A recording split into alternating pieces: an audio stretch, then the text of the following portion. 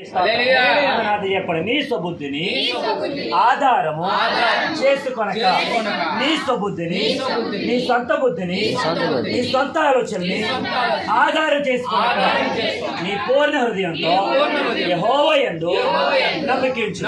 ఎవరికి ఇస్తాం? ఈరోజు మన పాట ఏంటంటే మన స్వబుద్ధిని మనం ఆధారం చేసుకోవాలి. రాజరాజు గారు మన మధ్యలో ఉండేటువంటి రాజీ గారు ఇక్కడ ఉండేటువంటి వారు ఎవరైనా చెప్పాలి. మన స్వబుద్ధిని సరిగా చెప్పండి. మన స్వబుద్ధిని ఏం చేసుకోకూడదు? ఆధారం చేసుకోకూడదు. ఉదాహరణకి ఇప్పుడు పెద్దవాళ్ళు ఉన్నారు, కొంచెం కాళ్ళు అవుతున్నాయి, నడువులు అవుతుంది. ఇప్పుడు వీళ్ళు ఆధారం చేసుకుని కూర్చోవాలి. దేన్ని? సరిగా దేన్ని? కొంచెం పర్లేదు, గట్టిగా లేదు. ఇప్పుడు మనం ఏదైనా పెద్ద వయసు వస్తుంది కాబట్టి ఏదైనా ఆధారం లేకపోతే మనం బ్రతకలేం. ఇప్పుడు కొత్తగా టీవీలో ఒకటి వస్తుంది, ఆడదే నిజం చెప్పలే. నేను అనుకున్నానండి టీవీలో ఆ సీరియల్ ఊరికినే వేయట్లేదేమో.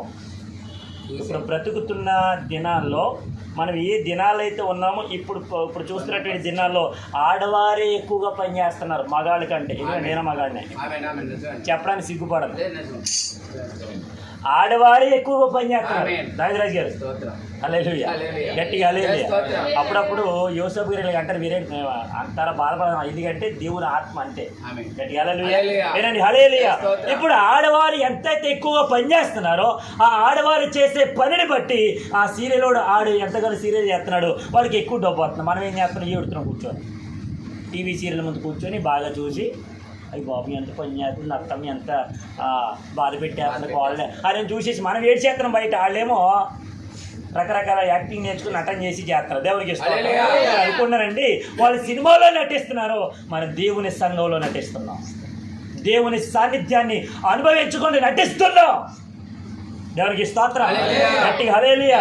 వినండి, 3 విషయాలు మీతో క్లుప్తంగా జ్ఞాపకం చేస్తాను.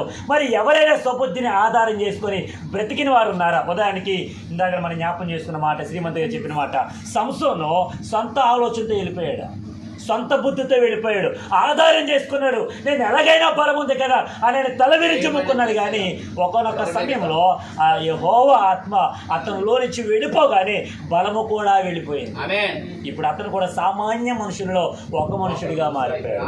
అది ఆ స్థితి అతనికి అర్థం కాల, ఆ పరిస్థితి అతనికి అర్థం కాలేక ఇంక నాకు బలం ఉందనుకుని వెంటనే తల విరిచిముక్కున్నాడు. కానీ అతనిలో ఉన్నటువంటి బలం వెళ్ళిపోయింది. దేవునికి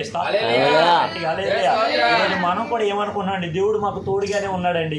దేవుడు మేము సన్నిధానికి రాకపోయినా, దేవుడితో ఉండకపోయినా, ప్రార్థన చేయకపోయినా, ఆరాధన చేయకపోయినా, అవి ఏది చేయకపోయినా, ఇంట్లో కృతజ్ఞత కొడుకు పెట్టుకోకపోయినా దేవుడు మాకు తోడుగానే ఉన్నాడండి అనేటువంటి స్వబుద్ధితో, సొంత బుద్ధితో, సొంత ఆలోచనతో వెళ్ళిపోతున్నాం ముందుకి. గట్టిగా హల్లెలూయా, గట్టిగా హల్లెలూయా.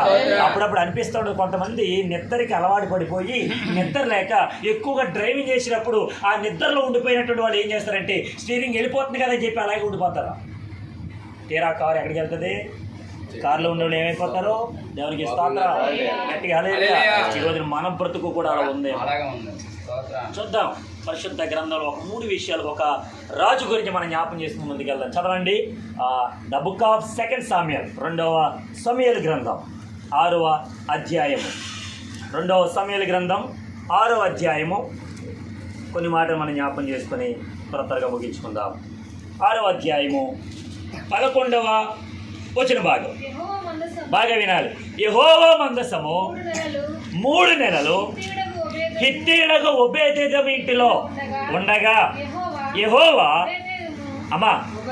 ఓబేదెదోమును అతని ఇంటి వారందరినీ, గట్టిగా 2 చేతులు చెప్పండి,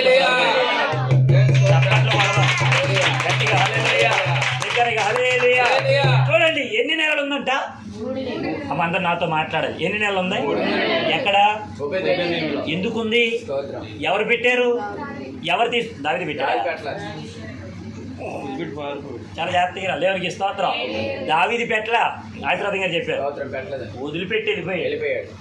దావిదరాజు గారు కరెక్ట్గా సింక్ కుదిరింది. దావిదరాజు గారు దేవునికి స్తోత్రం, గట్టిగా హల్లెలూయా. దావిదరాజు గారు, ఇదిగో దావిదరాజు. లోపల ఉన్నాడు. ఈ లోపల ఈ దావీదు రాజు ఏ తప్పులైతే చేశాడో ఇప్పుడు ఈ దావీదు గారు ఎటువంటి మెళకువలు కలిగి ఉండాలో, ఎలాగ ఆశీర్వాదాలు సంపాదించుకోవాలి విషయాలు చెప్తారు. దేవునికి ఇప్పుడు ఒబేదెదోము ఇంటిలో యెహోవా మందసం ఉంది.